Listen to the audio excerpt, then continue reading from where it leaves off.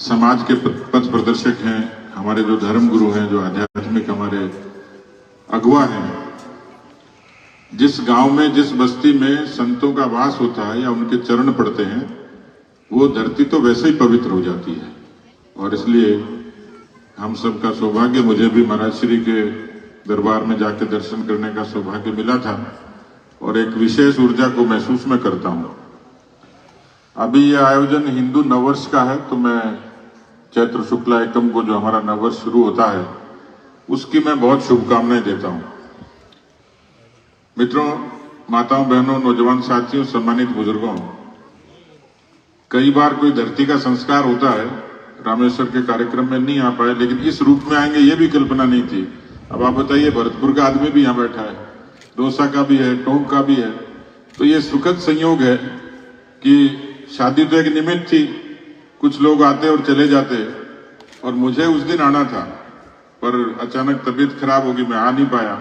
अब आप देखिए, ईश्वर की कृपा और लीला देखिए, महाराज श्री में अकेला ही आता और आज पूरा लवाजमा इसको आशीर्वाद देने के लिए आ गया। पूरे राजस्थान के प्रमुख लोग इसमें आ गए। तो ये शायद इस गांव से हमारा संस्कार लगाव था, ये रामेश्वर की जो हमारी जो शुरुआत थी जीवन की, उसको आशीर्वाद देने के लिए इतने सारे लोग आए। मैं तो इतना ही आग्रह करूंगा कि हम सब लोग संगठन के लिए, विचार के लिए, समाज के लिए और देश के लिए काम करते हैं।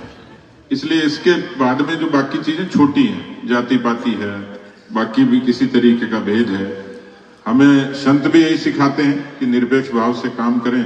और हम सब का सौभाग्य है कि इस समय पूरी दुनिया में, भारत की तरफ पूरी दुनिया देख रही है और धार्मिक पुनरुत्थान का युग है। और वो दिन दूर नहीं जब एक बार फिर से भारत माता विश्व गुरु के सिंहासन पर विराजेगी, भारत दुनिया का सिरमौर बनेगा। और ये सब होगा किसानों की नौजवान शक्ति जागृत हो। उस देश की तरक्की को दुनिया की कोई ताकत रोक नहीं सकती। हम सब लोग इस सुंदर राजस्थान के हिस्से हैं। राजनीति का मंच नहीं है। मैं महाराज श्री से तो धार्मिक उनके श्रीमुख से सुनेंगे कि उनके श्रीमुख से जो हमें प्रेरणा मिलेगी, उस प्रेरणा को लेकर हम आगे आएंगे। लेकिन क्योंकि रामेश्वर ने शुरुआत कर दी गर्म खून ना, और इसमें देखता हूं कि बैरिकेड पे खुद तो चढ़ता और मेरे को भी चढ़ा देता है। आगे का खर्चा, आगे का अर्जा और आगे की जोखिम अपनी अपनी। तो लेकिन जो बात कही है उसमें दम है कि किसानों की इस पूरे प्रदेश में जो हालत हुई, 18,000 किसानों की जमीनें नीलाम होगी केवल कर्जे के कारण। इस पूरे प्रदेश में 10,000 से ज्यादा नौजवानों ने आत्महत्याएं कर ली बेरोजगारी से तंग आकर।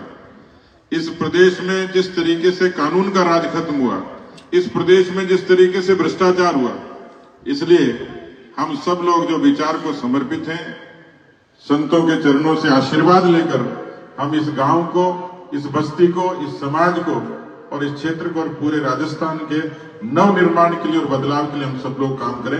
ये आशीर्वाद लेने के लिए हम लोग आए हैं। मैं मेरी पूरी टीम की तरफ से इस पूरे गांव के लोगों का आभार व्यक्त करता हूं कि उन्होंने आज इतना बड़ा आशीर्वाद दिया। मैं इतना ही आपको निवेदन कर सकता हूं। मैं पार्टी में, मुझे बहुत मान सम्मान दिया। मैं तो बताया जैसे एक छोटे से गांव से आया, और भारतीय जनता पार्टी जैसी पार्टी ने मुझे पूरे प्रदेश का अध्यक्ष का जिम्मेवारी दी।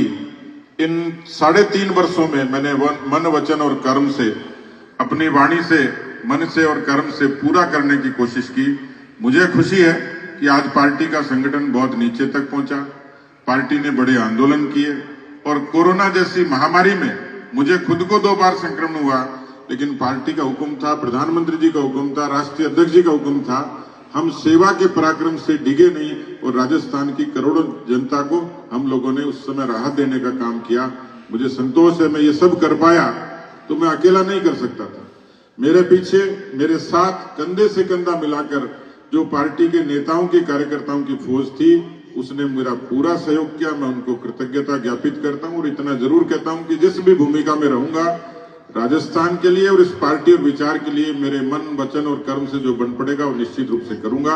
आप सबको बहुत बहुत धन्यवाद और महाराज श्री के चरणों में एक बार फिर से प्रणाम करते हुए अपनी बात को विराम देता हूं। धन्यवाद।